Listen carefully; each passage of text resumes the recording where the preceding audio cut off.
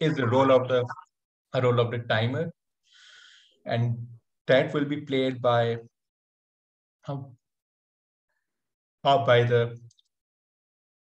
ever punctual Toastmaster Talha bin Hamid. So over to you, Toastmaster Talha. Thank you so much, Toastmaster Saad. And thank you for that compliment about being ever punctual, which I am not today. Apologies, everyone, for joining late. So my role as a timer would be that I would be timing all the segments in the meeting, including the prepared speeches, the table topics, the evaluations, and I will be giving indications when the minimum time is met by the green background.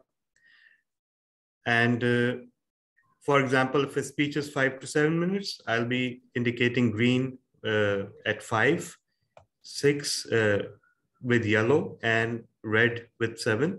Similarly, for table topics, green with 1, yellow with 130, and red with 2. And so for evaluations, green with 2, yellow with 230, and red with 3. And every time any speaker sees the red, that means they have 30 seconds to wind up their presentation.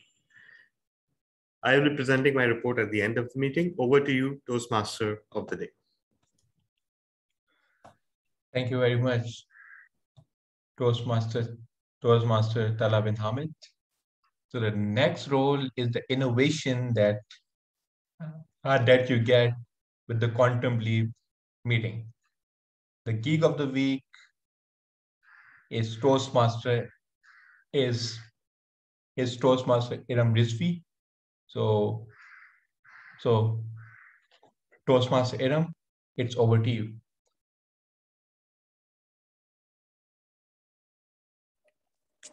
Please give me 1 second. I'm connecting from my laptop. Just one minute, please. Perfect.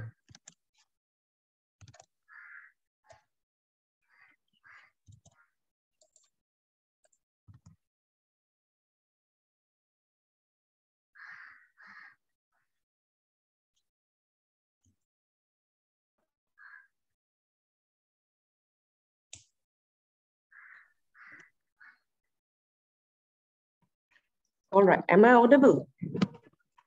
Yes, you are.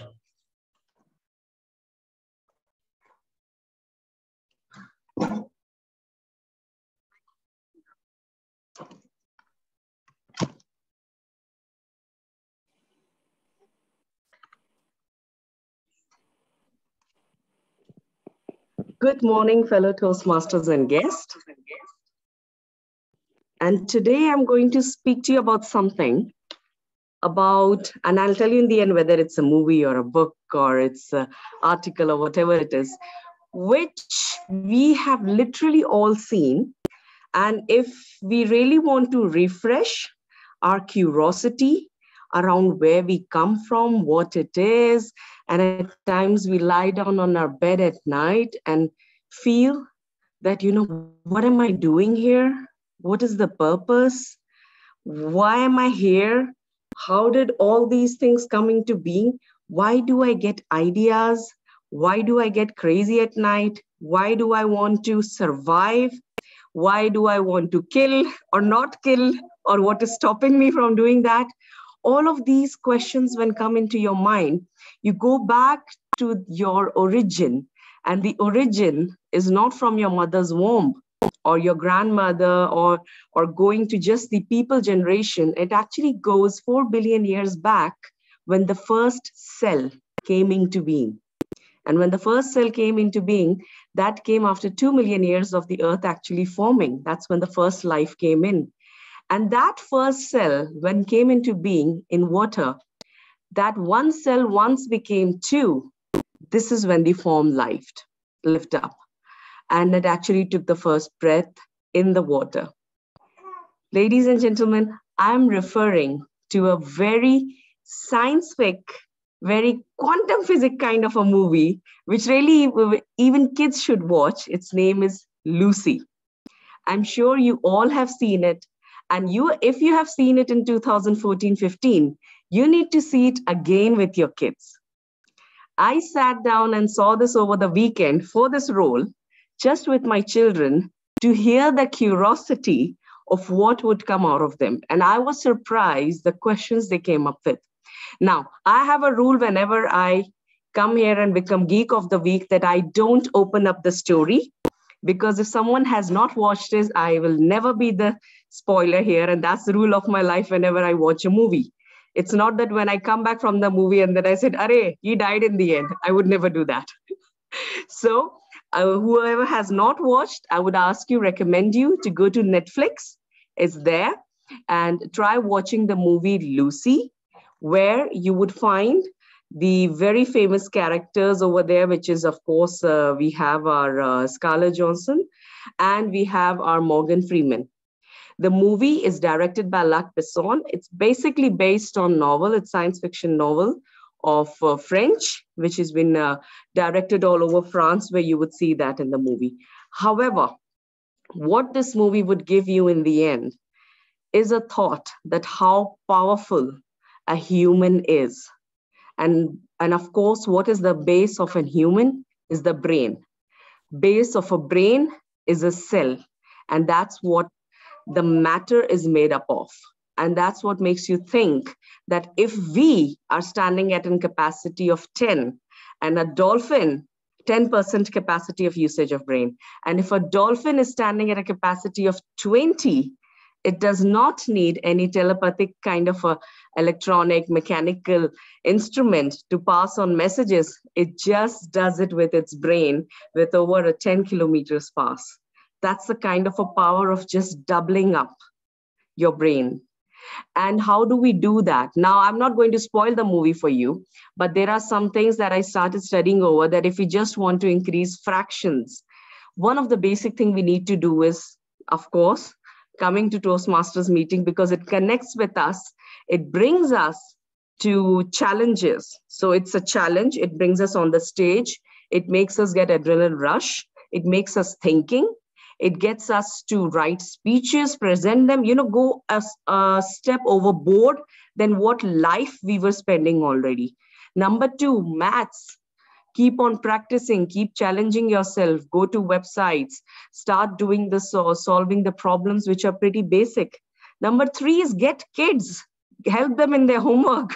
If you don't have kids, get nephews and nieces and help them out in what they're studying. Challenge yourself in getting back into books and education. And I think this club has that basics. So when we are talking about Quantum Leap, we are talking about studying, about practicing, about challenging yourself, doing evaluations in different ways, getting creative. And this is how this movie is going to make you think in the end.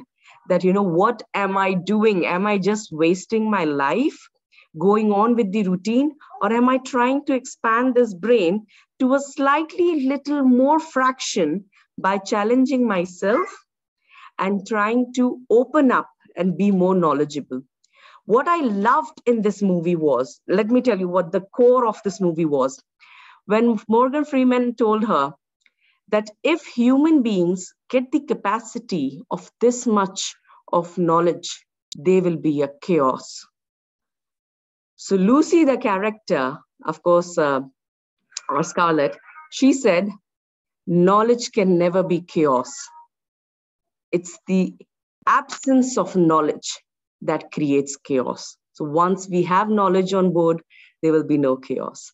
So I hand this over to you now. I'm not going to spoil it for you. Go watch the movie if you haven't. And if you did, you need to watch with the young audience. Passing it over to you back, TMOD of the day. Thank you. Thank you very much, Toastmaster Erum. Well, I believe you have just made everyone who has watched that totally nostalgic now. So that's so nice of you. So now, fellow Toastmasters and honorable guests, it's time to call upon our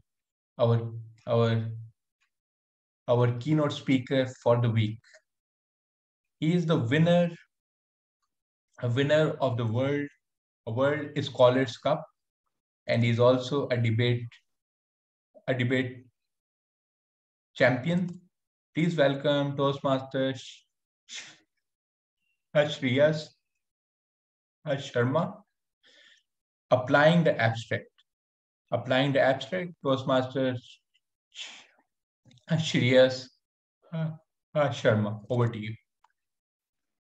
Hello, everyone. Can everyone hear me? Yes. All good? Okay, thank you. Thank you so much, Toastmaster, for that very generous introduction. I'll just be sharing my screen in a bit. Just give me a second, please.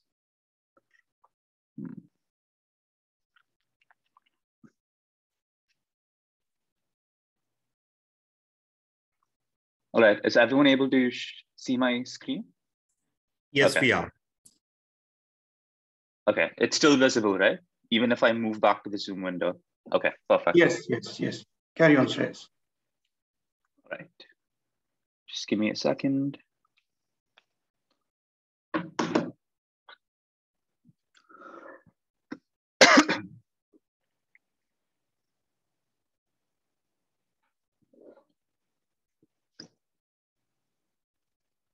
My mathematics teacher once told me, Shreyas, you really look like a mathematician. I was confused. What was that supposed to mean? I think later, once she elaborated, I kind of saw it. You know, my shirt's always untucked. My hair is always unruly. It still is unruly. My mother always does not like that. I forget my tiffin box. My glasses are crooked. And I was just thinking about that more and more. Why did you say I look like a mathematician? Because I think there is this view of mathematicians and mathematics, that people who like math are absent-minded, that we're disconnected from reality because math is disconnected from reality, that it's some esoteric knowledge that like a few people just tap into, and it just confuses everyone else. I disagree very much. I think math is very practical.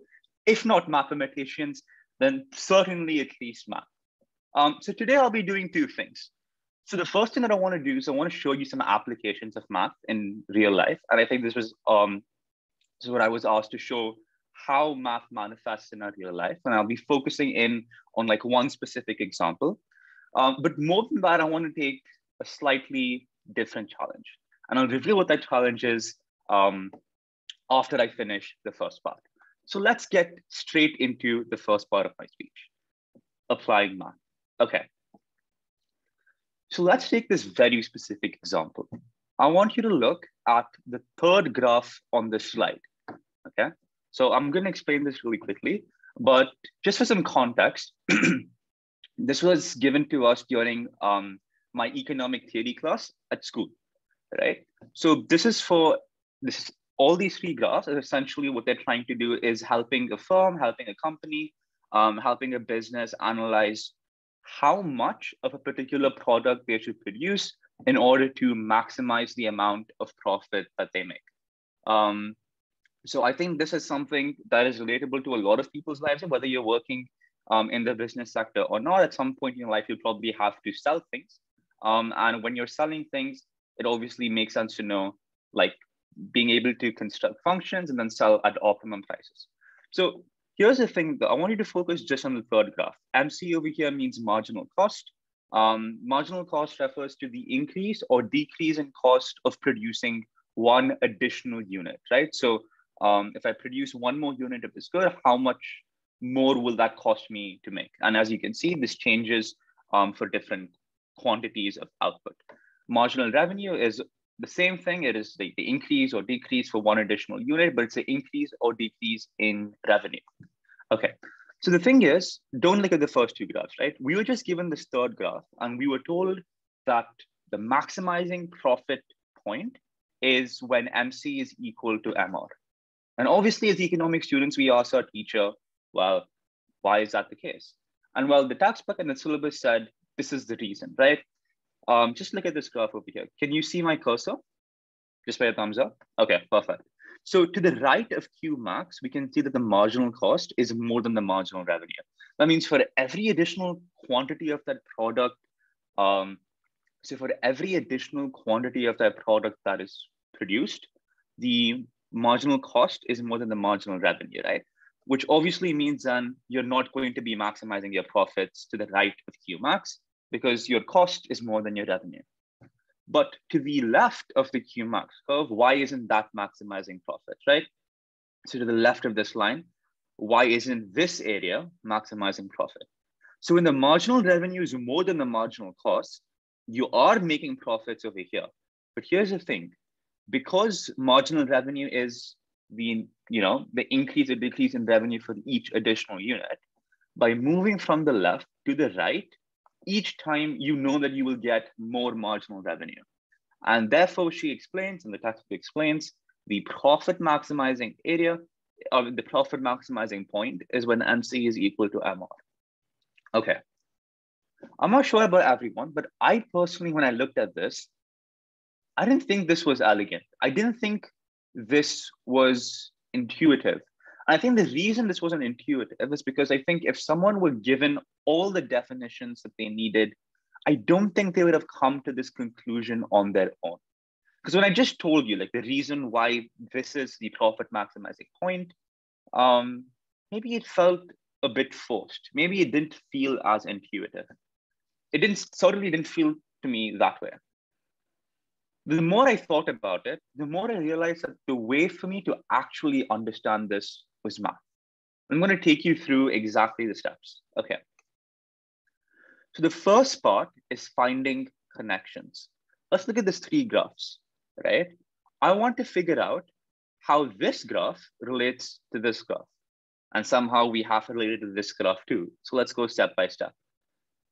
This is my profit graph, and this is my TR and my TC graph. So TR over here is total revenue. TC over here is total cost, right? So total revenue is the total amount of revenue that I make, and total cost is the total cost of making those products, right? So by definition then, my profit is equal to my total revenue minus my total cost. And we can see that over here. So for example, over here towards the left of Q1, we can see where the total cost is more than the total revenue. It makes sense that my profit is negative. And as we move to the center, we can see the total revenue is much more than the total cost. And we can see we're increasing in profits and so on and so forth. So that's a first connection. Okay, let's look at the second graph and relating it to the third graph. As I said in the definition of what MC is, I said MC, or marginal cost, is the increase or decrease in cost per additional unit of quantity produced. Does that sound a bit familiar? What is the increase or decrease? That is essentially the change in the cost per additional revenue, per additional quantity produced. The cost over here is our y-axis, and the quantity over here is our x-axis. So the definition of MC is actually the change in y over the change in x. Now, that does not already sound familiar. That's the form of rise over run, or slope, or the rate of change of something. So we can see over here that MC is actually the derivative of TC. Right? Just by looking at the definition, this is the economic definition. When we try and establish this mathematically and find connections, we can see that MC is the derivative of TC and MR is a derivative of TR. Okay, back to this, right? So we know that delta TR by delta Q is equal to MR, and delta TC by delta Q is equal to MC. Again, I am going to go through this problem, but the reason I'm going through this is not obviously to talk about calculus or like to go into the specifics of what all these derivatives are. But what I want you to note are the problem-solving techniques that are used over here, right? So we're finding connections, and then we're defining a question. We need to articulate our problem and give things names. So when we say we want to maximize profits, right? What would that look like? So over here, if we were to maximize profits in terms of finding the derivative of this function, we can see that the profits are maximum over here. And we can also see that on the left, the rate of change of profit is increasing, right? And on the right, the rate of change of profit is decreasing. So we notice that the profit is maximum when the rate of change of profit is 0. Because over here, look, it's flat, right? It's not changing at all. Over here, it's increasing, increasing, increasing, increasing, flat, decreasing, decreasing, decreasing, decreasing. Why would we do this? What would be the mathematical motivation to do this? It's because over here, we're using derivatives. So it makes sense to think, what would the derivative of this be? Let's go back here. Okay, so now we know. So as I said, right, it's when the rate of change is flat. It's not increasing, it's not decreasing, which means it's when the rate of change is 0. Here, the rate of change is positive. Here, it's negative. Here, it's 0. That means delta P, profit, by delta Q should be equal to 0. And we know that when we found the connection here, profit is equal to TR minus TC. That means we need to do delta TR by delta Q minus delta TC by delta Q. And we know that that's equal to MR minus MC. We substitute that back over here. MR minus MC is equal to 0. And therefore, the profit maximizing point is when MR is equal to MC. Okay, so as I said, the purpose of showing you this was I think that this is a much more intuitive understanding of why profit is maximized. And this is something that obviously is very applicable to our daily lives. Because if we were given, we were running a business and we were given this graph and we had to figure out, okay, how do I maximize my profits? This is the way that you would go towards actually understanding what that means. Now this brings us to part 2, abstraction.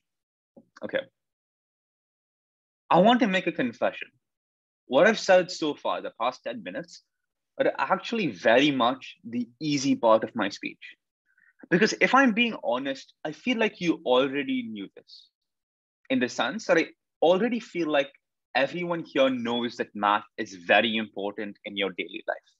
Because when you're going to the grocery store, when you're buying things, when you're at the bank, when you're doing an infinite number of things, whether even if you're an artist, when you're trying to figure out the geometry and scaling your drawings or scaling your designs and ensuring your designs look aesthetically pleasing and symmetrical, you're using math. When you're shopping, you're using math. If you're a scientist, you're definitely using math. So I feel like all of you already know that math is something that is necessary to use in daily life. It is the language of a variety of disciplines.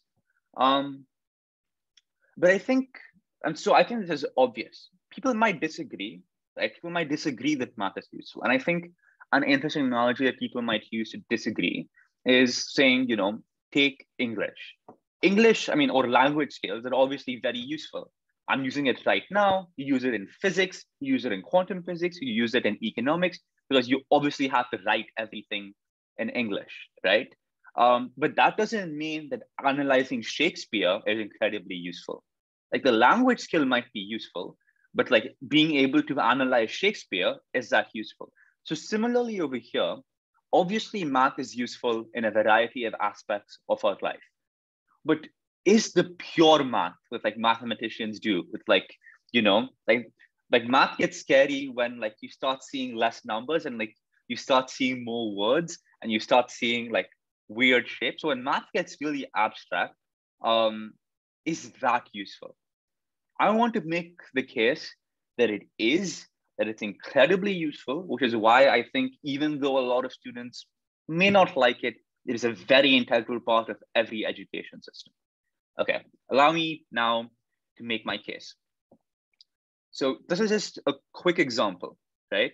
Let's say you wanted to prove that there exist irrational numbers A and B such that A to the power B is rational. So you're taking an irrational number, raising it to the power of an irrational number and proving that that's irrational.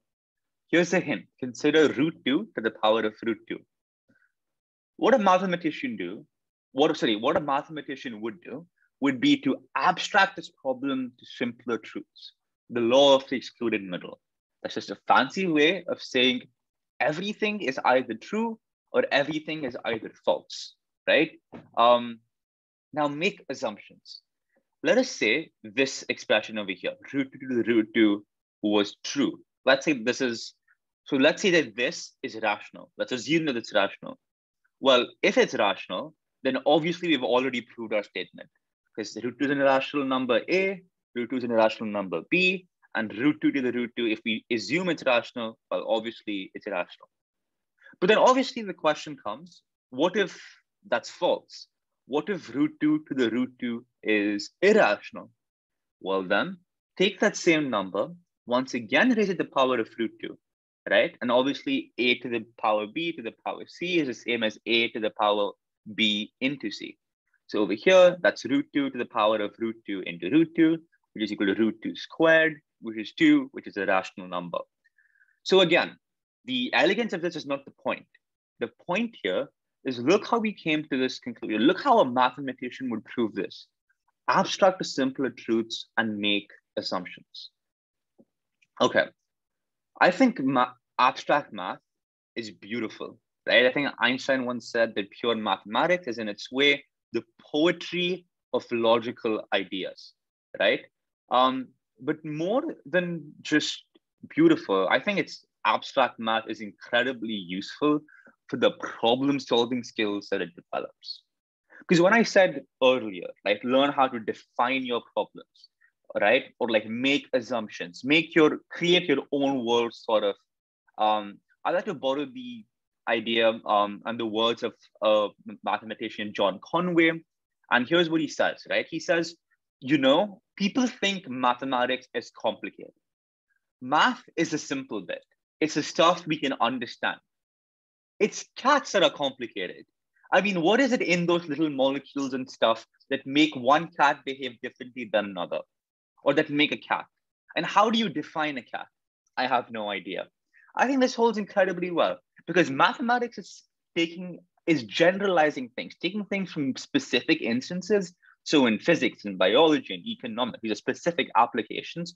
Math is taking those logical links and generalizing them and abstracting them. I think math is like Minecraft. And what do I mean by that? I think math is like Minecraft. It's a sandbox world where there are a handful of axiomatic rules, but otherwise full reign to create the most ingenious and elegant systems. I think math is forming concepts, recognizing patterns, abstractions, generalizations, rigorously defining them, and applying logic. I think it's the purest form of reason. Abstraction is what I believe mathematicians and philosophers and even debaters actually do. It's not just thinking, it is simplifying complex issues to their core components and making simple but precise arguments about them. I think that the math education system should be changed because math is not about fast arithmetic and mental math and following algorithms. It is about using the skill of abstraction to think logically and solve problems. And with that, I'd like to conclude, hand over to the Toastmaster of the day, and I'd be very glad to answer any questions. Thank you very much, Toastmasters.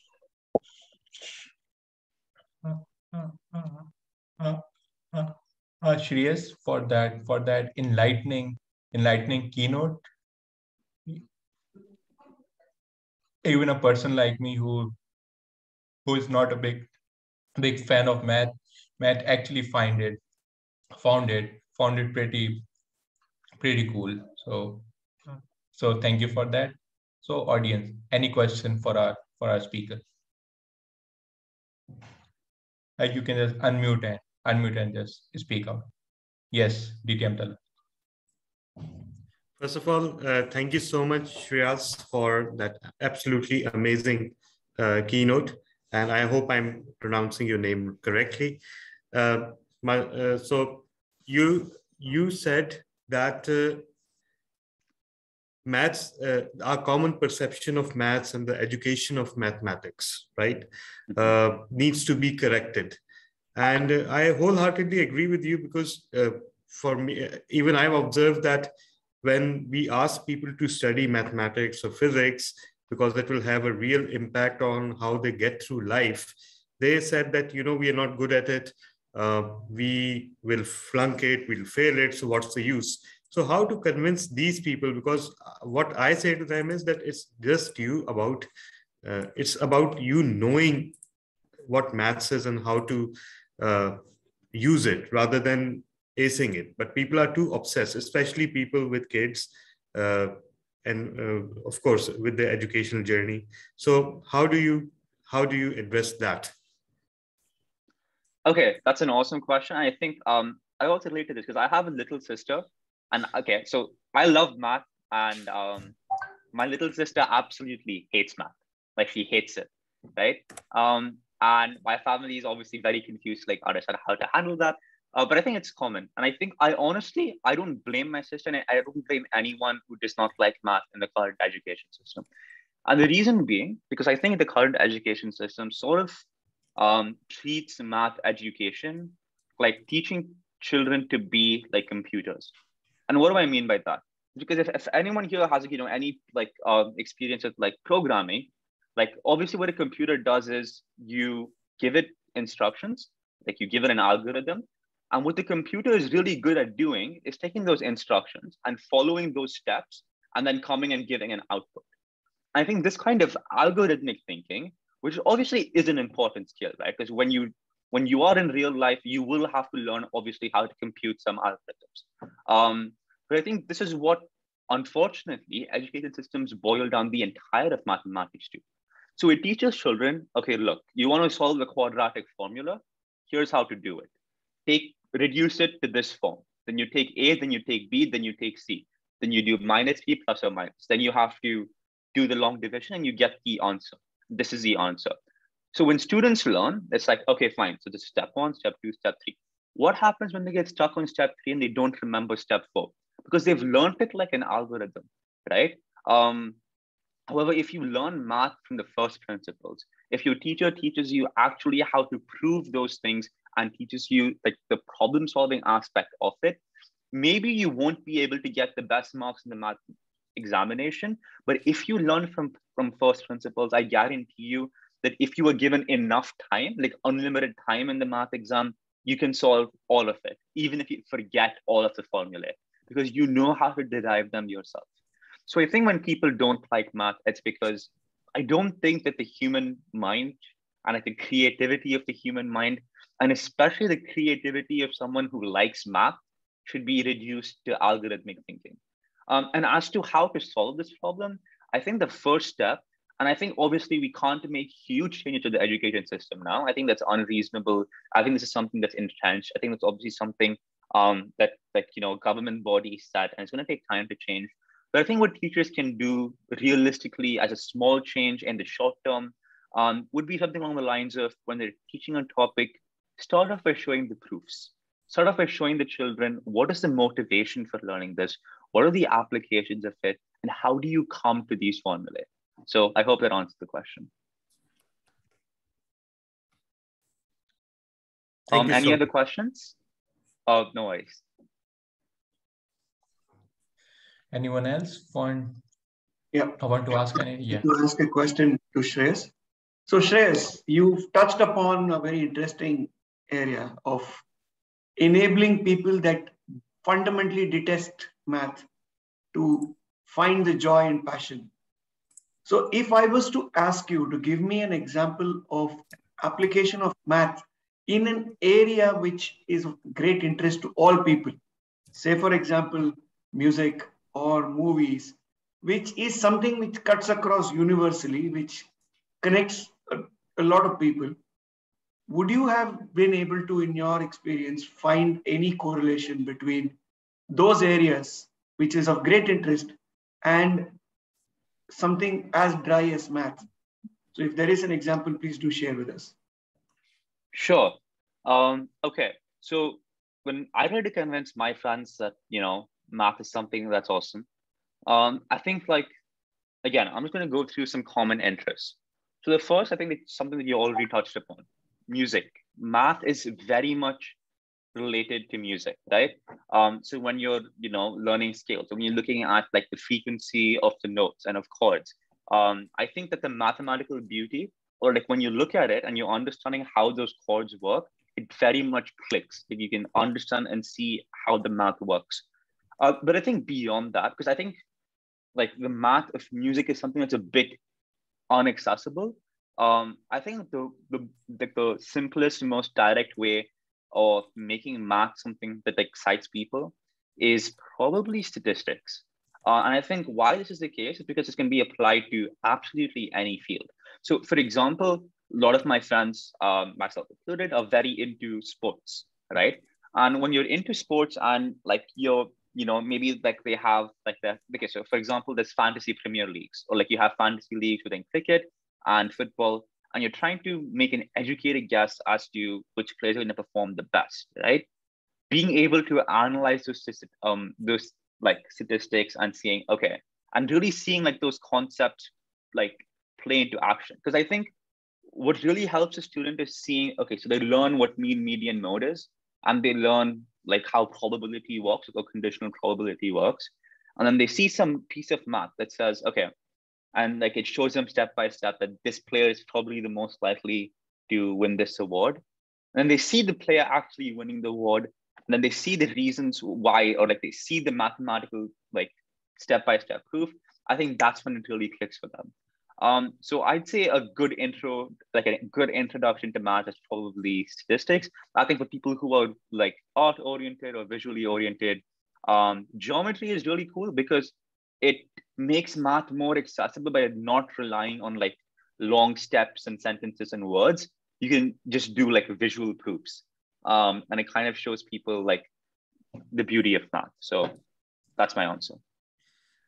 Thank you so much. And I would, as timer, I would request to end this Q&A. And any question that you may have, please use the chat box. And TMOD, please continue with the meeting. And thank you so much once again, Shreyas. And I just want to say one thing. I don't have any question, but I want to appreciate our keynote speaker, Shreyas, if I'm not pronouncing wrong. Your presentation was really great. Although I have forgot the maths, but your presentation reminded me of the math concepts and the things of the cost and revenue. Thank you so much for that. That's exactly. Thank you so much. It's been a great pleasure. And over the Toastmasters. Thank you so much for having me here. And you can also share your compliments and appreciation too in the chat box as well, everyone. Wow. That was a remarkable session. It actually made us feel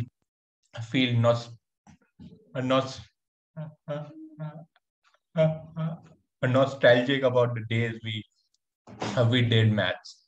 So with that, let's move on to the next part, which is the prepared speech, which is the prepared speech session. So the first speaker was Toastmaster Latif. Apologies for that. The first speaker was Toastmaster Latif, but his evaluator is not in the meeting, so we can move on to the next one. Toastmaster Mubina, Rauf. Will be. Can I interrupt, Saad? Sorry. Yeah. Yes. Can I be the first one only? I mean, I have to go to work, actually. I won't be able to do the second one. I can evaluate if the evaluator is not available. Thanks, brother. Thank you. As well. Oh, that's wonderful. Okay, then fine. I think we can go ahead. Actually, I've asked his evaluator to join, but he hasn't joined yet. Anyhow, so I believe, yeah, okay. It's evaluation and feedback. So it's very journey. I think we can give the evaluation to Toastmaster Azam. What do you say, Toastmaster Talha? Of course, absolutely. No worries. Yeah, sure, perfect.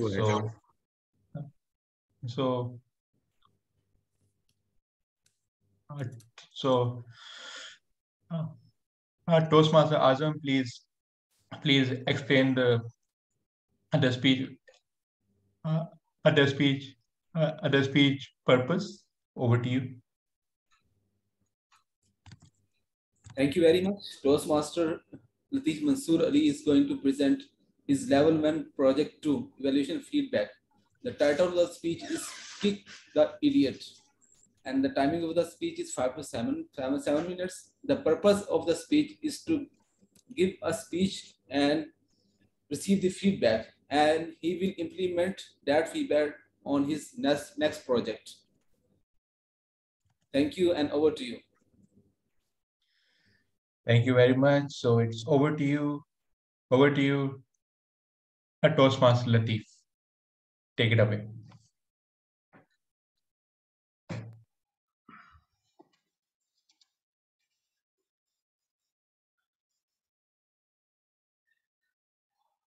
Why, you little? And then Jerry is running. Tom follows. Jerry is running. Tom follows. Jerry went over the sofa. Tom jumps and Jerry kicks the idiot. This happened time and time again. But Tom would not learn his lesson. Toastmaster of the day and distinguished audience, I was always fascinated how they create such picture-perfect animations. If necessity is mother to all the invention, then I will say Kick is the father to all the passions. What I'm trying to say is, when I joined in March 2021 as an intern animator, I was over the moon because I was working with some of the successful people of Pakistan animation industry. I learned the fundamental principle and basics to that all areas were covered. Now I was creating live in characters.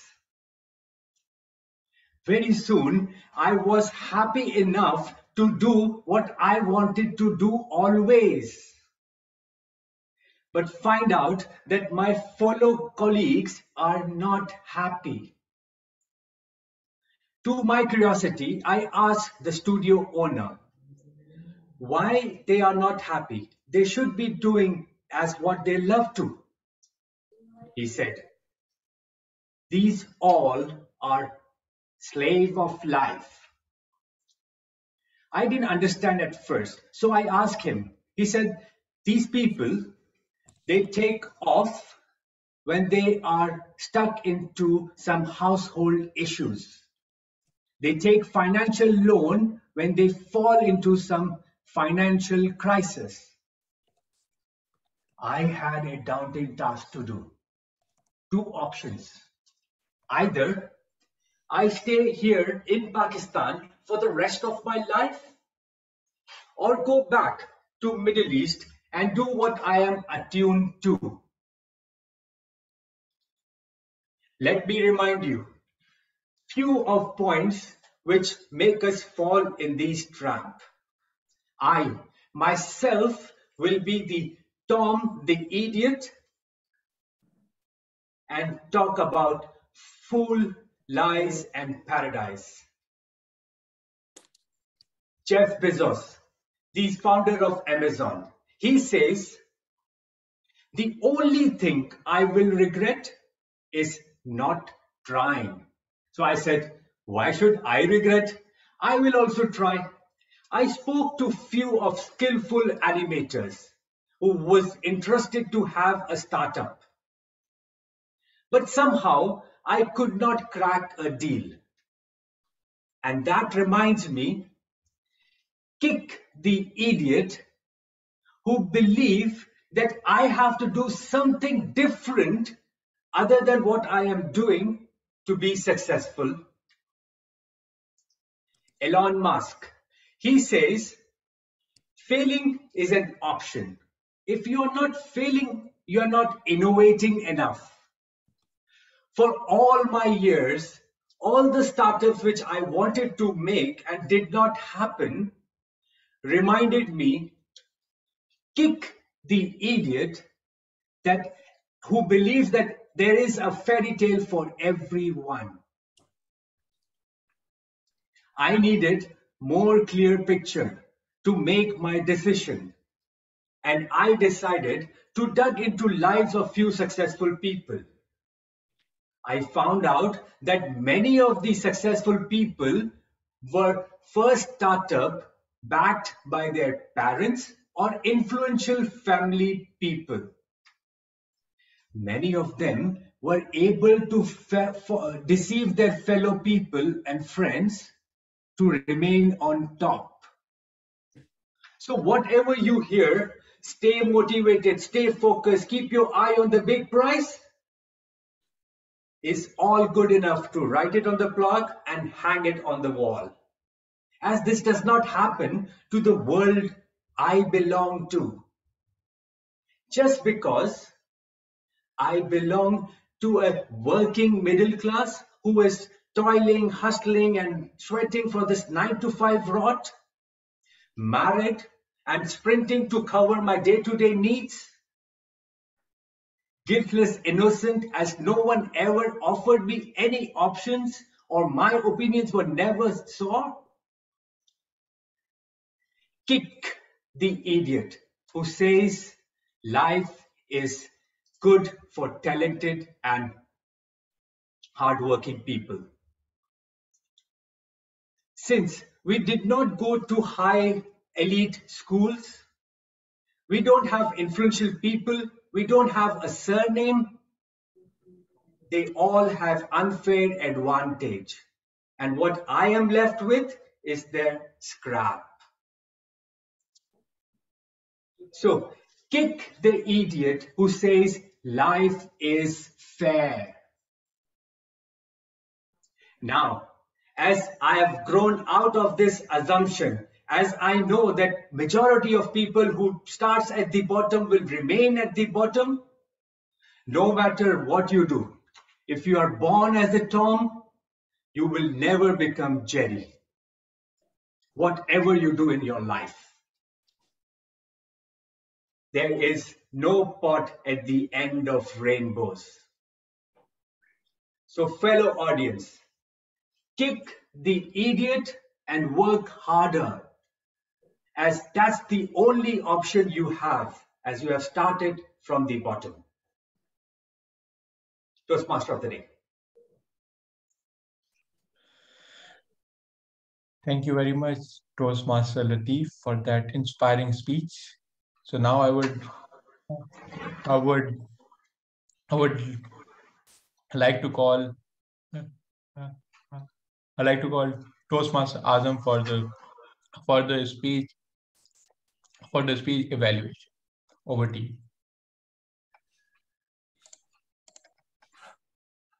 Thank you very much. And wow, what a wonderful speech by Toastmaster Latif. He started the speech with an excellent cartoons movie, which we all are very familiar. And Kick the Idiot. Your story was full of many messages, like failing is an option.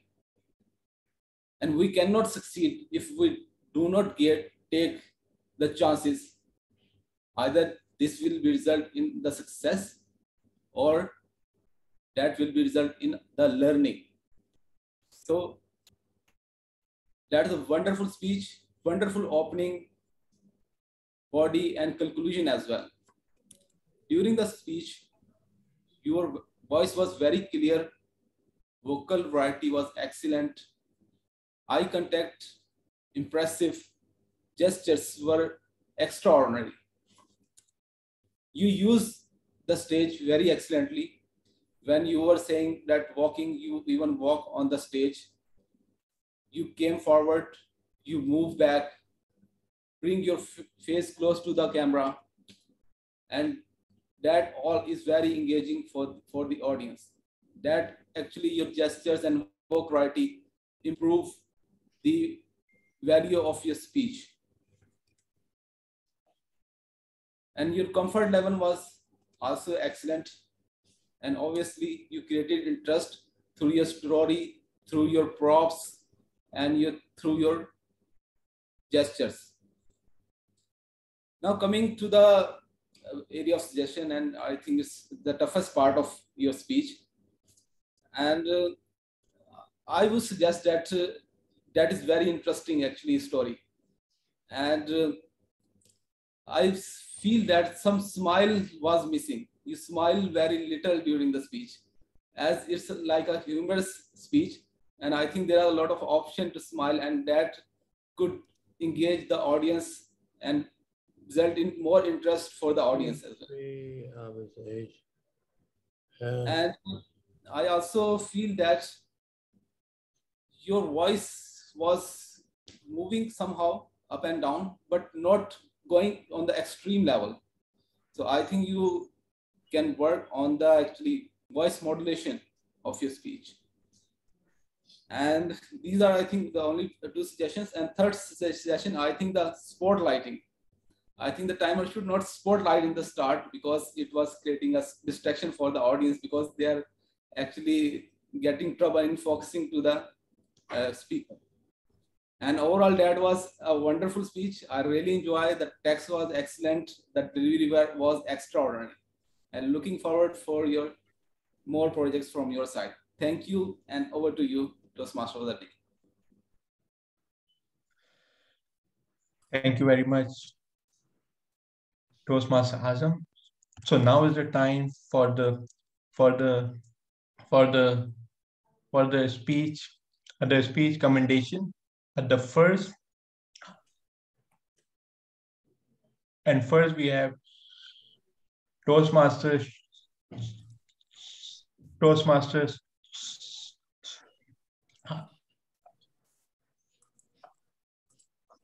Sudarshan. So over to you. Over to you. Thank you, Mr. Toastmaster of the day. Fellow Toastmasters, guests, and Toastmaster Latif. Kick the idiot. Early on a Saturday morning, especially when you are working on 2 hours of sleep, it is a little jarring to hear. But Latif made it so palatable because of the nuanced way in which he delivered the speech. His earnestness, his integrity, and his complete belief in this topic was coming through in every aspect of his speech. If you look at the props that he used, every single prop added to the narrative. The narrative itself took the bedrock of animation as his passion and transition between Middle East and Pakistan as the conundrum that he was facing. And the eloquence with which he put forth his thoughts was complemented elegantly by the facial expressions, the body language, and his attire as well, which presented him as a geek who was trying to find meaning of life. And trust me, if we all together kick the idiots in our lives, we will be where Latif is. So thank you very much, and back to you. Thank you very much. So the next we have Toastmaster Saif. Over to you. Thank you very much, Toastmaster of the day, and in particular Toastmaster Latif. And rightly mentioned about it, and you capture the audience interest by saying the kick the idiot and work hard. The first thing what I like about it, the purposeful meaning of the prop you used, Tom and Jerry. The whole speech is moving around these two characters.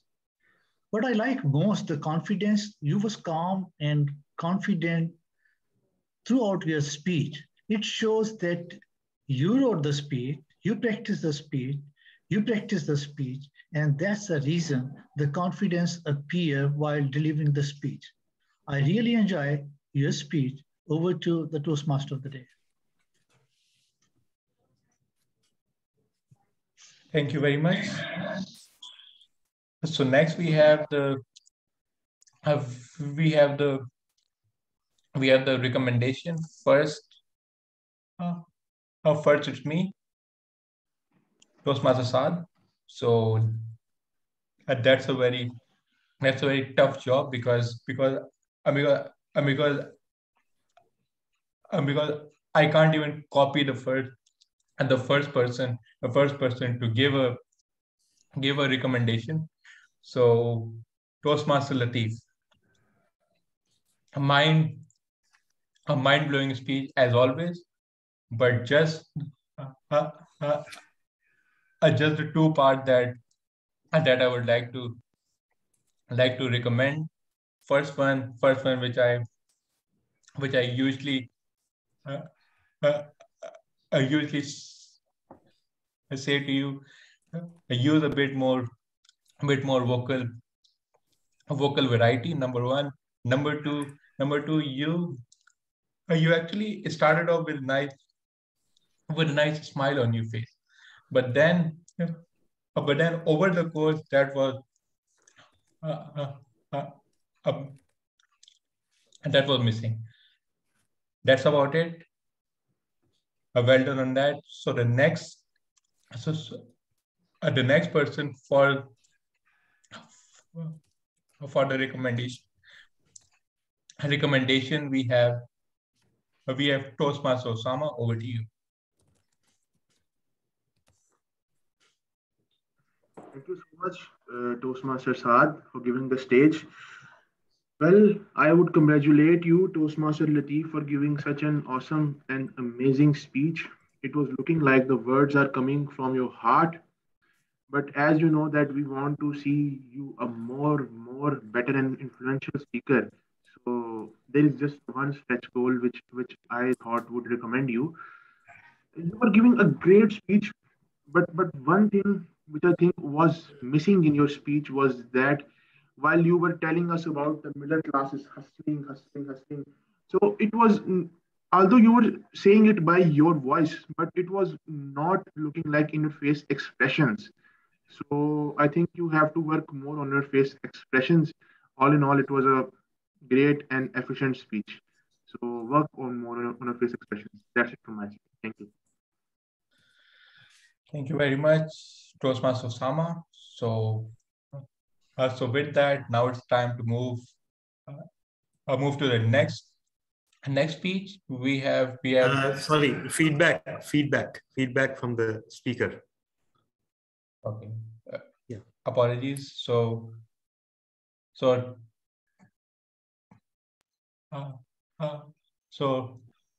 Toastmaster Latif, your feedback, please. Thank you, Toastmaster of the Day. Thank you, the evaluators, Toastmaster Azam and your team. I loved each and every part of it. The only thing is, I know that these has so many words. If I start doing my expression, I get fall above 7. If I if I reduce something, the message goes off. So I will try to work it out more. I'm practicing this speech as for my now areas contest, which is on the 21. So I requested Toastmaster DTM Talha and Hamid to give me a slot so I can get an spontaneous evaluation of what the evaluator or the audience thinks. Thank you very much once again. Appreciate your time, and DTM Talha, I'm always thankful to you for helping me out on each and every time on this speeches. Thank you one and all. Stay blessed. Thank you very much, Toastmaster Latif. So next we have the speaker number 2. We have the VPPR of Quantum Leap Toastmaster Club, Toastmaster Mubina, and she will be evaluated by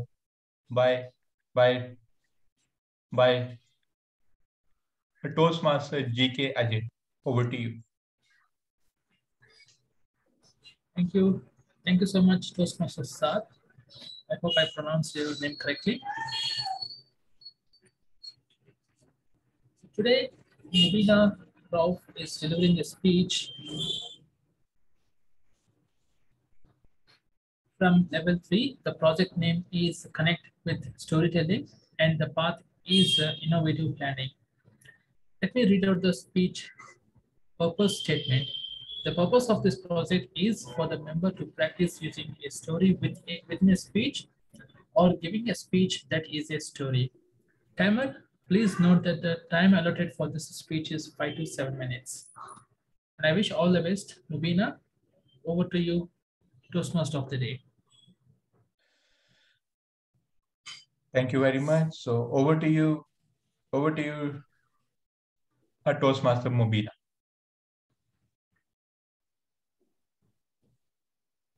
Thank you, Toastmaster of the day, Toastmaster Saad. As my project is connect with storytelling, so I'll be reading a story by Norma Jean, which is titled Two Gifts.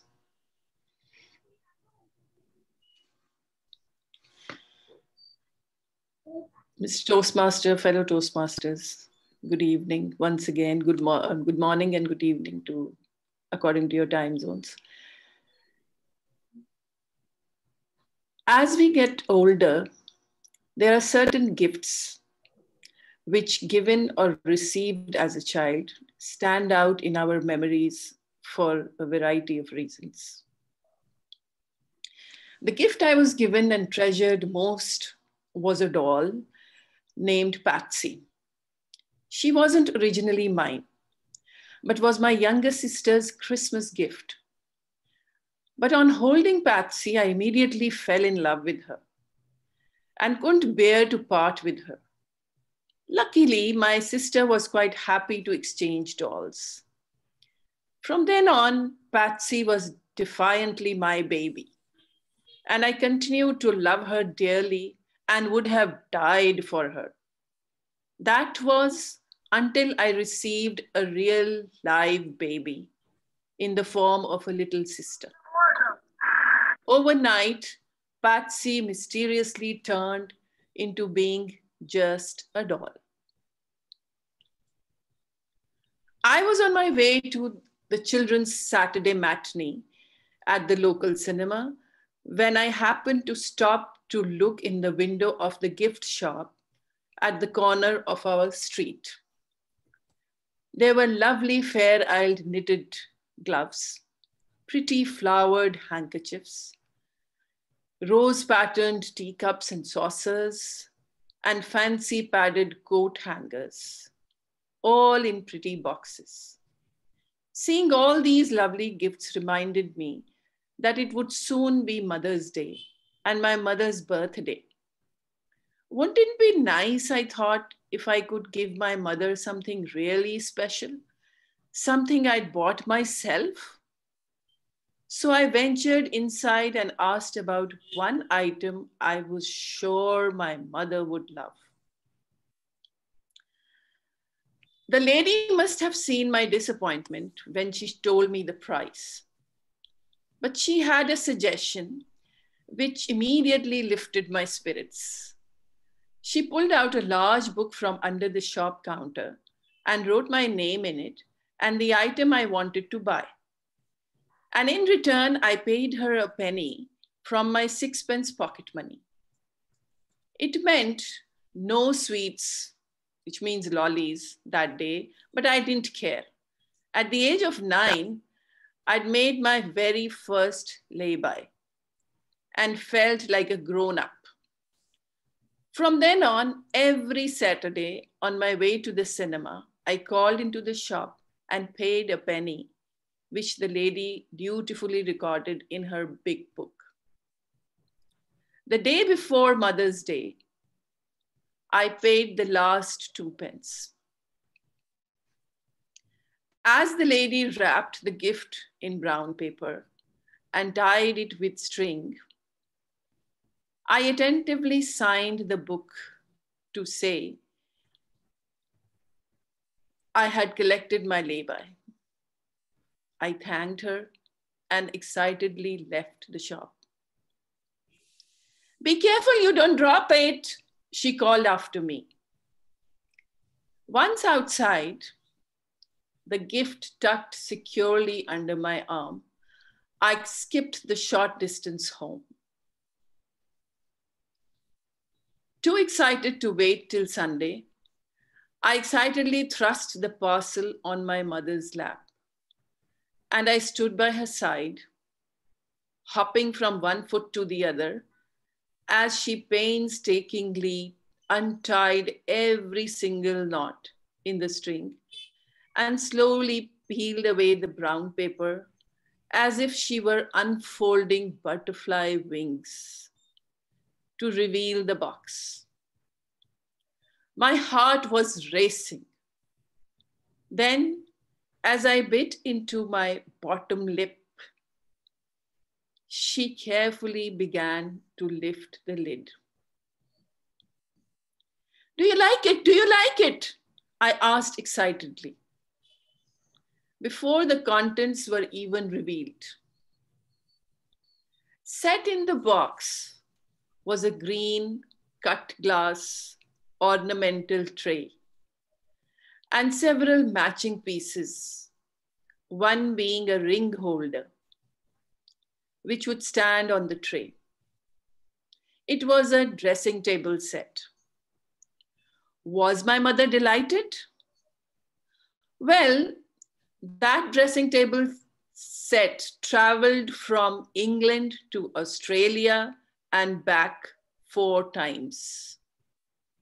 It survived many house moves, a cyclone in Townsville, and the cyclone Tracy in Darwin. The last time I saw it, it was still sitting on my mother's dressing table. Back to you, Mr. Toastmaster of the day. Thank you, Mubina, Rauf, for the wonderful speech. So, timer, can I hand over can I take the control of the evaluation part? Yes, you can. Oh, thank you so much. So let me begin the evaluation for Mubina Rauf's speech. Good morning, Mubina Rauf. It's a wonderful speech and wonderful story to hear. My evaluation will be in 3 segments: the things which you excel at, and the things which can be improved to make your speech or move your speech to the next level, and the summary part. Let's begin with the things which you excel in your storytelling. The first and foremost is the clarity. You are very clear throughout the story or throughout the speech. So on the clarity part, you are very good. And on vocal variety also, there are 2 instances wherein you used the vocal variety. The first instance is, be careful before you drop it. So your mother's saying that in the shop, and do you like it? Do you like it? So that's the second case wherein you use the vocal variety. So on vocal variety, you scored 75%, but it could be better in terms of doing more on vocal variety, because it's a storytelling and there will be lots of modulations happening in a storytelling. You can work on that. And the comfort level, the comfort which you express or explain the story is good. And the pace is reasonably slow. It's not too fast and it's not too slow, but it's medium, and a layman can understand your story. So these are the things which you excel at. And let me move on to the areas of recommendation wherein you can work on it and can make the speech to the next level. So there are 3 things which I wanted to highlight. The eye contact. So nowhere in the evaluation form mentioned that the story should be read from a script or from a book. Okay, but you can make it as a speech and deliver it by seeing the audience or seeing the camera. The eye contact is missing, not missing in a sense. Your eye contact is primarily focused on the script or the book or the paper which is on your desk. So the eye contact with the audience is missing. That's my recommendation, first recommendation. Audience awareness. So what the audience have to take from the story. So the moral, or in the beginning, you could have mentioned something about what this story is all about. So that part is missing, I feel, as an evaluator. And the interest levels, you could do a little bit better in terms of expressing the interest levels when you are reading out a story or delivering a speech, which is a story. So these are the 3 areas of recommendations which I wanted to consider. And moving on to the summary part, I thoroughly enjoyed your speech. And if you could work upon my areas of recommendations, the speech will move on to the next level. Thank you so much. And this is my evaluation. And let me move on to the round robin of commendations and recommendations. I would like to welcome Sudarshan Seshadri, DTM, to speak on the commendations. Thank you very much, Mr. Evaluator. Good morning once again, and a special good morning to Toastmaster Mubina Rauf. That story was poignant, story was evocative, and story was something that was very succinct, but very, very deep in its meaning. And Toastmaster Mubina always has this innate ability to bring forth characters and make them appear in front of our eyes. Today was no different. When she read out the lines, I skipped that short way from the shop to my house, I was actually visualizing a young girl in pigtails, clutching very fondly to a package and running back home. That is the power of the narrative that she brought. The story was not hers, however, she made it her own. She made it her own because of the honestness in which she delivered the story and the belief that this story resonated with her was coming through in every aspect of the way she delivered the speech. Overall, I think this was what we all needed on this fine Saturday morning. With that, I'll hand it over back to you. Thank you, Sudarshan Seshadri, DTM. Now I would move on to Toastmaster Saad Shoaib to speak on the commendations. Thank you very much, Toastmaster Ajay. Toastmaster Mubina, your speech was a masterclass. I can just go on and on and on about the commendation, but the one thing I really like was the vocal variety with every part of the story. You just own the stage, and I really liked it. So over to you, Toastmaster Ajay. Thank you, Toastmaster Saad Shoaib. Now let's move on to the recommendations part. Let's begin with Toastmaster Faisal Murad. So I invite Faisal Murad to recommendations. Thank you, Toastmaster Ajay. Once upon a time, there was a boy who was living on the hill. Stories.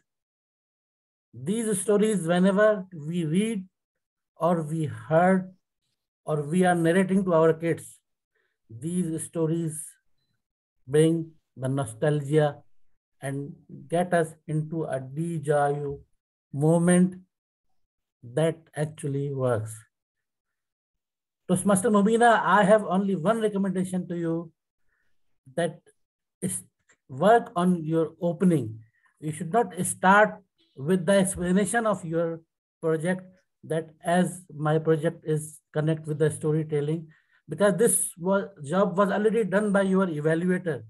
You should start with the story you wanted to connect. You can start with the climax of the story, and that will attract the audience attention. And that is required for the speech opening to grab the attention. That's it from my side. Thank you very much, and back to you, Mr. Evaluator. Thank you, Toastmaster Faisal Murad. Now let's welcome Saif Ali Shaikh, DTM, to give the recommendations for the speaker. You're on mute, sir. Thank you very much, Mr. Evaluators, and in particular Toastmaster Mubina. What a nostalgic memory we had it before. And Mubina, straight to the recommendation.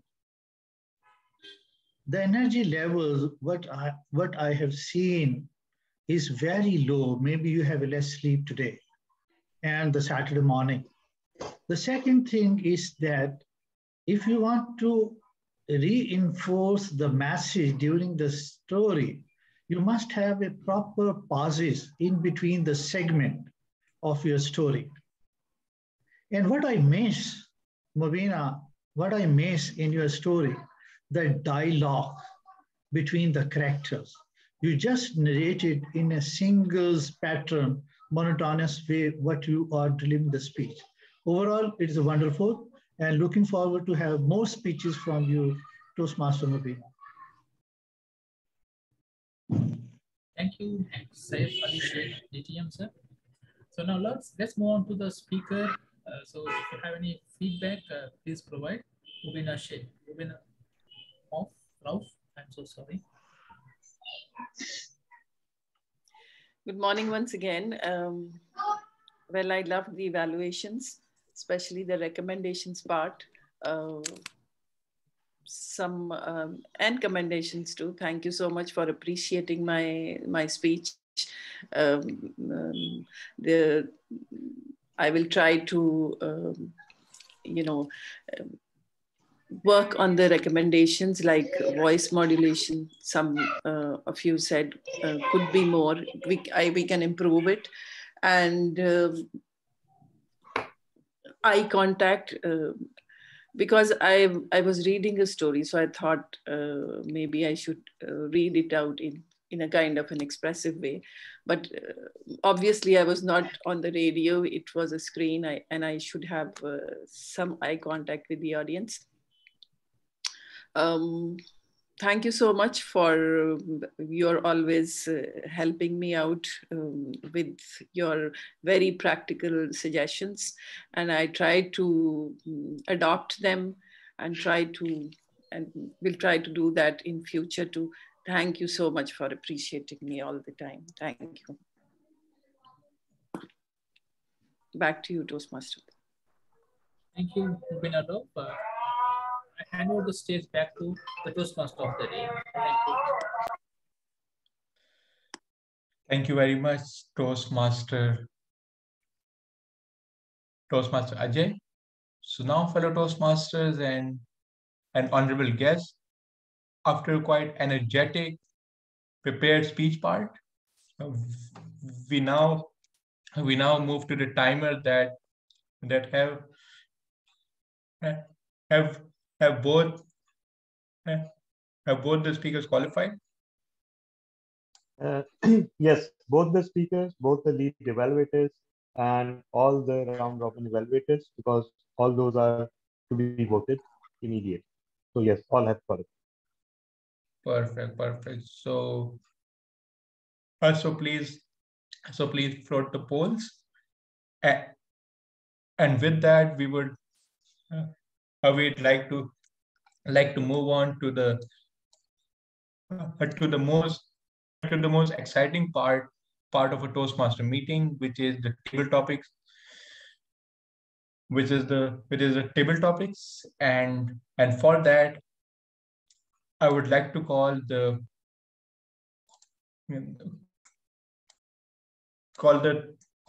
table Toastmaster Mohammed Faisal Murad. So over to you. Thank you very much, Toastmaster.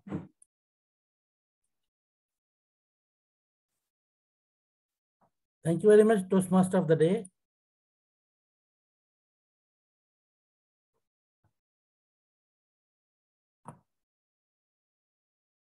This is the time to challenge yourself, because this is the Toastmaster tradition that everyone speaks in a meeting. So those who doesn't have any role in the meeting, they are most welcome to come to the stage and get into nostalgia. So how I will proceed, I will call upon someone from the meeting and I will show a picture to you. You have to think on your feet. Whatever comes into your mind, you have to speak in 1 minute. From 1 minute to 2 minutes, this is your time. Our timer will show the green card at 1 minute and red card at 2 minutes. So I think let's start with the table topic session. I would like to call our first table topic speaker, Toastmaster Saira Parvez Khan. Toastmaster Saira Parvez Khan, are you there? Yes, I'm here. Are you ready for the first topic? Okay. Do you understand? I will show the picture and you have to speak on that. So this is our first table topic.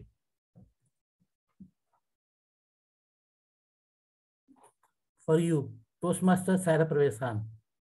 Who moved my cheese?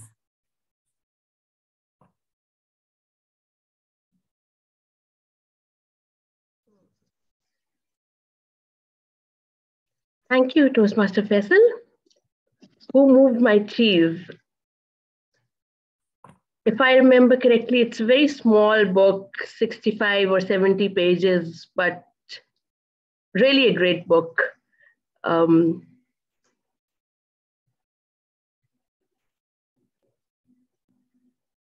I keep seeing that picture that was there?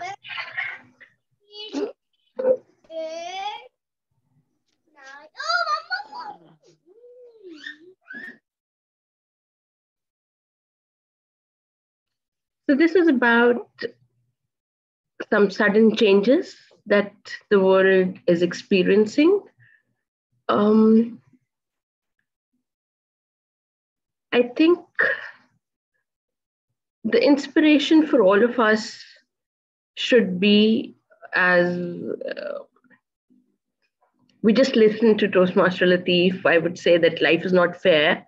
So just consider these changes, whatever ups and downs come into life, whether it is the pandemic, whether it is a universal challenge, just take it in that spirit that life is not fair, you will not get ideal situations, but don't bother. Just take up that challenge and adapt to those circumstances. Don't always want your ideal situations. Try and adapt. And if you don't find your piece of cheese, how about preparing your own? How about devising something new from whatever raw material is available to you? So with this thought, I would like to end.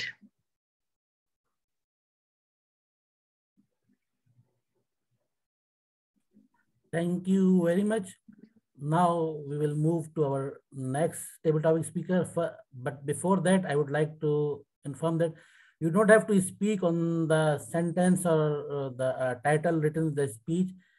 If you are looking on the picture and you will get some nostalgical moment, whatever comes into your mind, you can speak on that.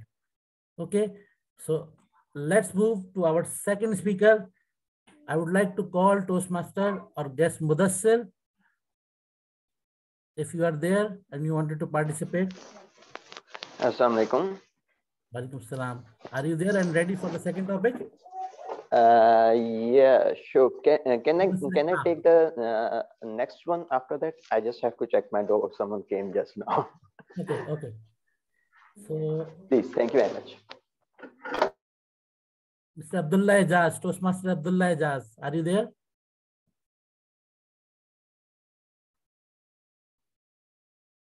Yes, hello, I'm here. Yes. So are you ready for the next topic? Actually, I'm at home and this time my baby is crying. I just want to apologize because I think this is not the right moment. Toastmaster Laiba Gayas. Huh? Toastmaster Laiba Gayas. Yes, I'm are you ready to take the next topic?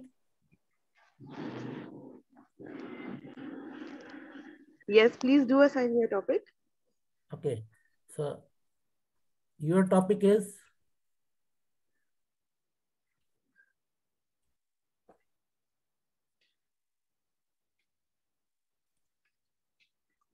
please look into the picture and whatever comes into your mind, please speak.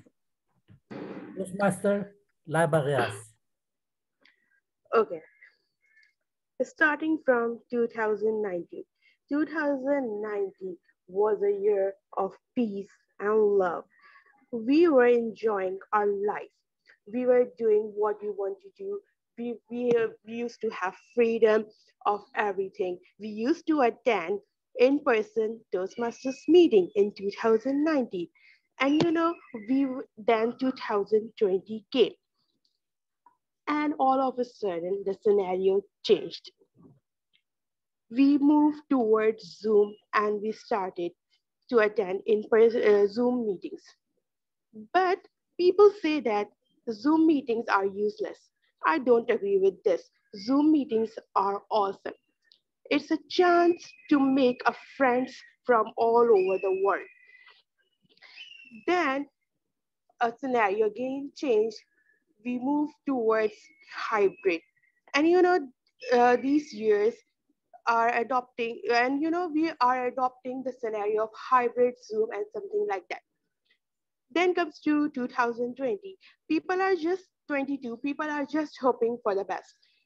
And we are used to COVID-19, and we are saying that in 2020, we don't want to live with COVID-19. But my dear fellow Toastmasters, COVID is here, and we have to live with COVID. That's all from my side. Over to Table Topic Master.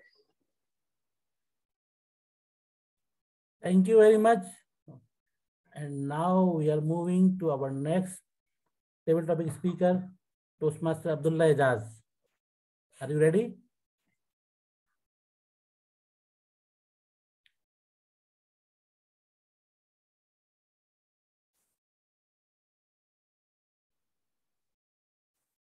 Toastmaster Mudassir.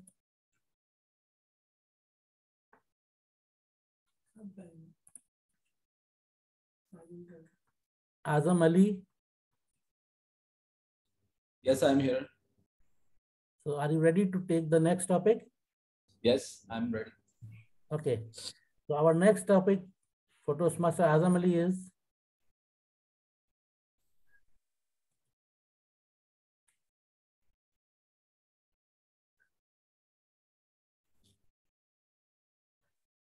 so this is the topic for you today. Toastmaster Azam Ali, the virtual stage is yours. Thank you very much for giving me such a relevant topic. What kind of changes are positive? And with a beautiful picture, and one I think belong to the pre-COVID-19 and one after COVID-19. So I think this is a story of every home which have a kids, and it's a story of my home as well. When there was no COVID, we used to teach our kids sitting on the front side, face to face. And after the COVID-19, actually most of the schools went online, and mothers were in deep trouble, because when you have more than one kid and all have the online classes, then mother can't decide whom to help him. So this is my comment about the picture. And other comment actually the vision of the picture is that we are now using more technology in the education. Now we are educating more to the kids how to use the laptop and internet for the education. So this is all from my side. Thank you, and over to you.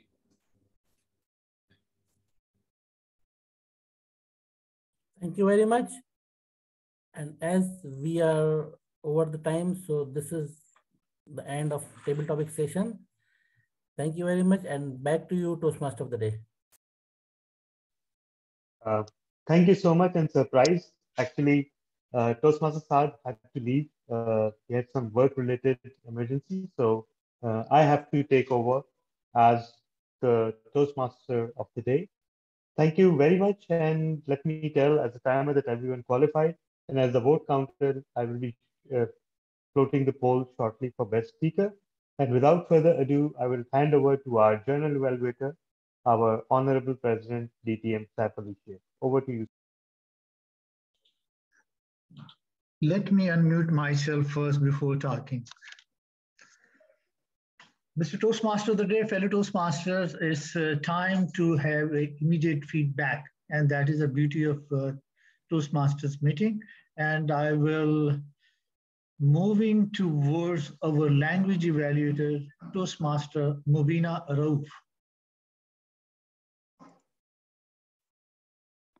Over to Toastmaster Mubina Rauf as a language evaluator.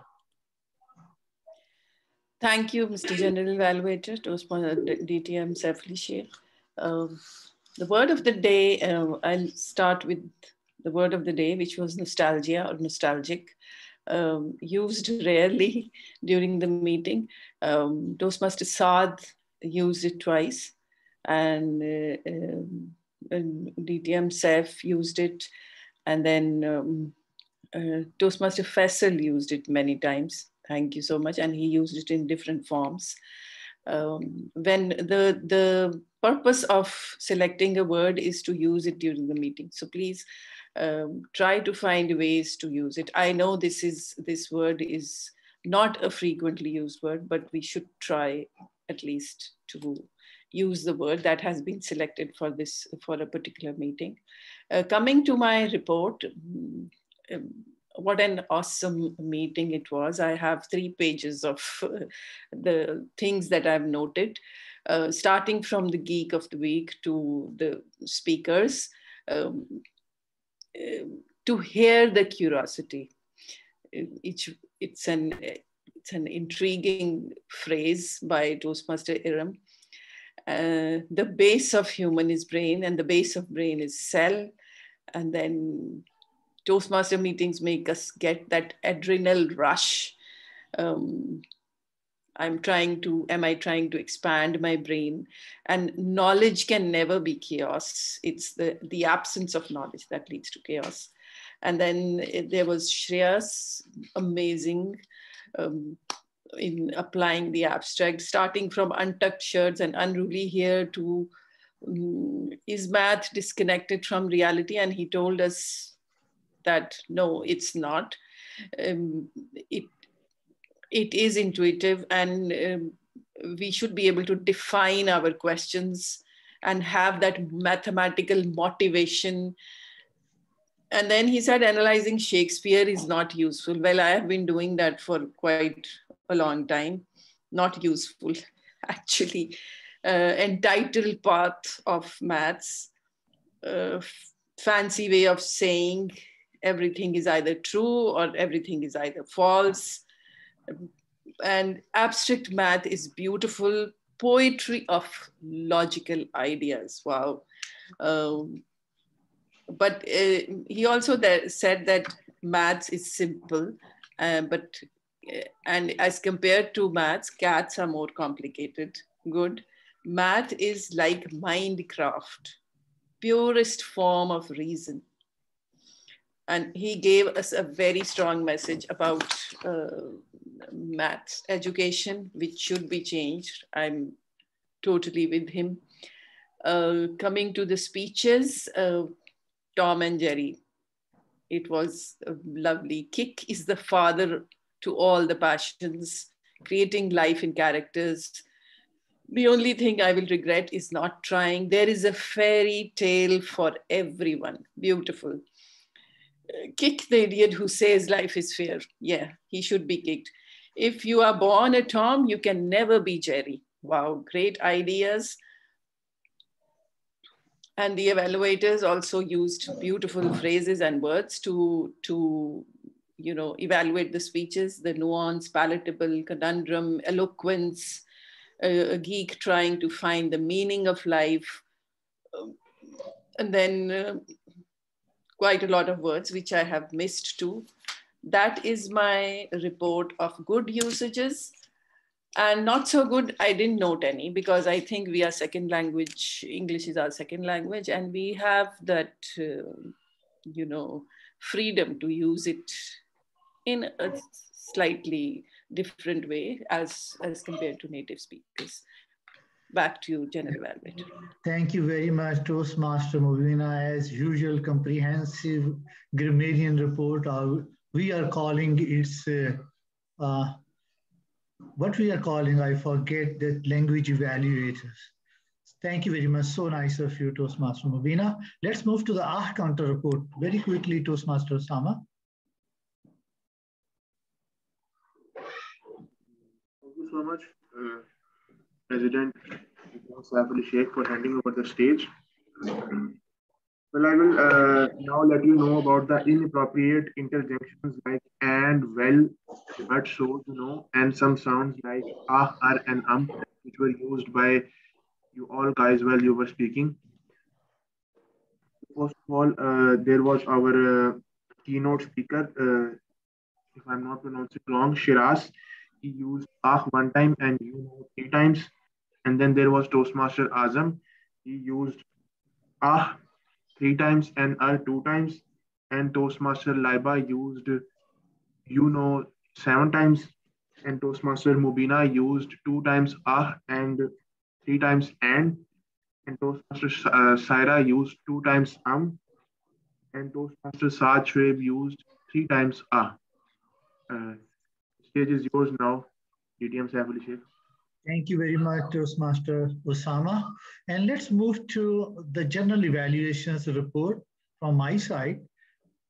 At 8:55, I joined the Zoom meeting, and I would like to congratulate. There was one person before me, DTM Ajay was there. Big round of applause. The second one is myself, and the third also, Toastmaster Laiba. Since we are approaching at 9, and we decided that we are going to start our meeting at 9. So we started our meeting, call to order at 9:01. At that time, we were only 4 Toastmasters. And by passage of time, others members are coming and joining our meeting, and we have wonderful meeting. It's a matter that since we are meeting twice in a month, we should have to schedule ourselves and make sure that we should be here at least 8:50. So we have 10 minutes, we can talk together, and we can share some ideas. The second thing, what I notice that all the time we are behind the schedule. Maybe it is a good idea when we are calling the keynote speaker, we should have to brief him or her that this is the time limit and this maximum time is for the question answer. So by that, we can control our time management and the proceeding, and we can give equal opportunities, especially to the table topic master. We are always sacrifice the time for the table topics. And that is the beauty of the Toastmasters. So many people can participate in the table topics and they can open their mouth and speak out. The rest, I really enjoy being the general evaluators, the Toastmaster of the day. He set the tune. Speakers today, Toastmaster Mubina and Toastmaster Latif, is excellent speeches I have ever heard. Toastmaster Mubina, you are just surpassing my imaginations and expectations from you time to time. I have seen you the day you joined the Toastmaster. I think I was the president at that time in Oasis Toastmaster Club. Yes, so, you brought me actually. So thank you very much. And it's a long time we both having the association with the Toastmaster and family also. And looking forward to see you in Lahore sometime. Toastmaster Azam, Toastmaster Murad, Faisal Murad, he came up with the innovative idea to give the picture and ask the members to speak on the pictures. Toastmaster Azam Ali, he is volunteer himself immediately. That's I am available for evaluation.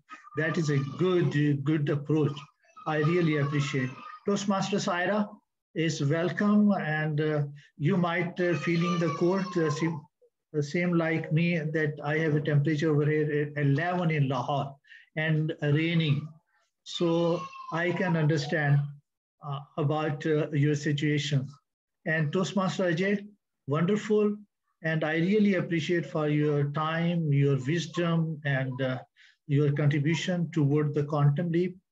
Usama, please come on time. Next time, okay? Toastmaster Talha and everyone, I really enjoy being the general evaluators. Over to the Toastmaster of the day. Thank you so much, DTM Saif Sheikh, for, as always, an absolutely fantastic session, whatever session you do. So without further ado, first I'll float the poll for the best big three.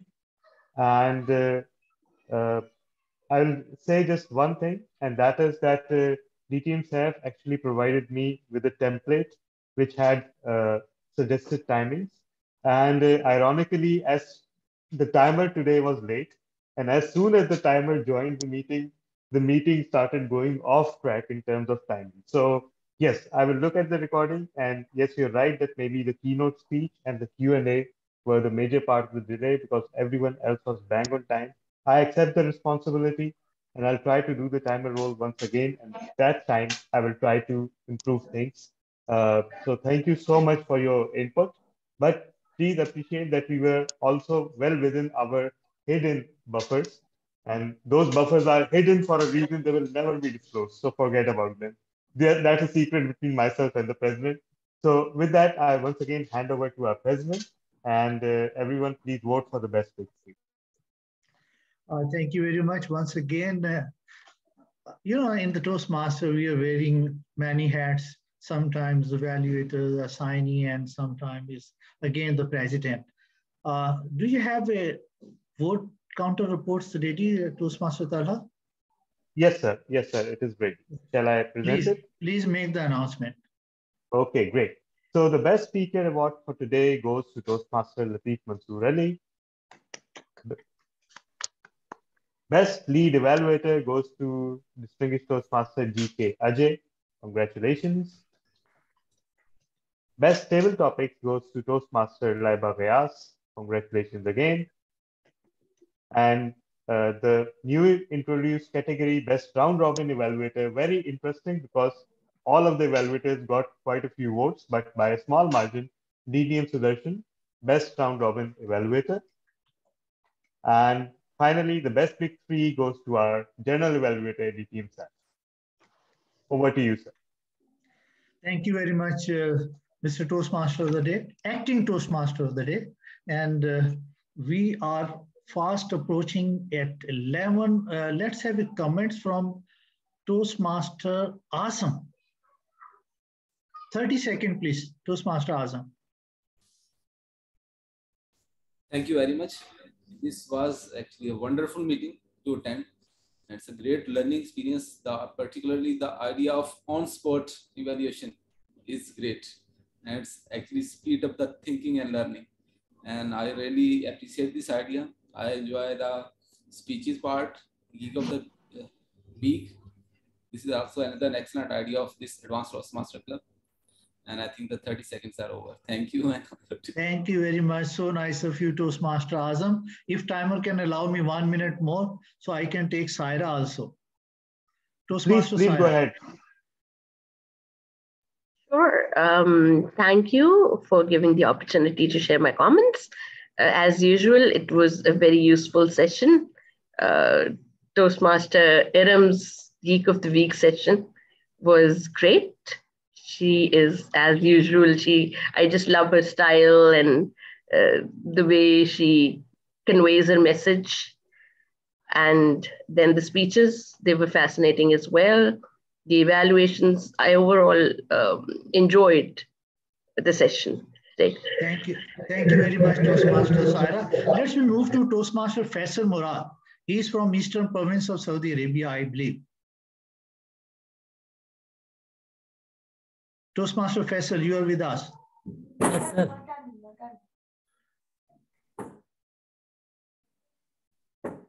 Yeah, I was a bit distracted.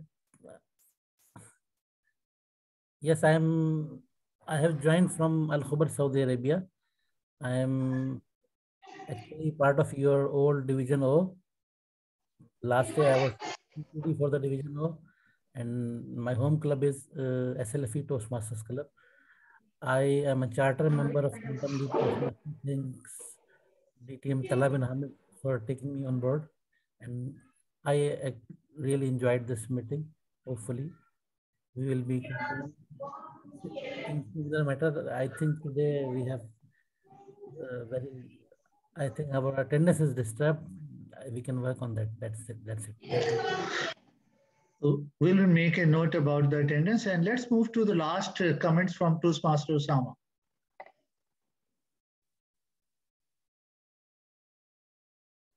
Thank you so much, DTM Saif, for giving the stage. I must say that listening to the keynote speaker was very great about how he told us about the math thing. Even doing my degree in computer science and studying math in FSC and metric, I just have forgotten the math things because I'm not working on math nowadays. So it was worth listening to him.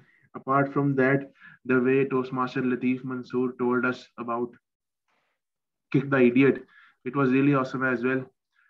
So all in all, as I say every time that whenever I come into Quantum Leap meeting, it's always learning something new and something interesting every time. So I hope this journey continues and we can have more and more great and enthusiastic people in Quantum Leap. So that's it Thank from you my very side. much. Thank you very much, Toastmaster Osama, fellow Toastmasters. I really enjoy, and we have a good session today. And looking forward for another good sessions from Quantum Leap by the efforts of Toastmaster DTM Toastmaster Talha bin Hamid. And by this, I'm adjourn the meeting now. Thank you very much.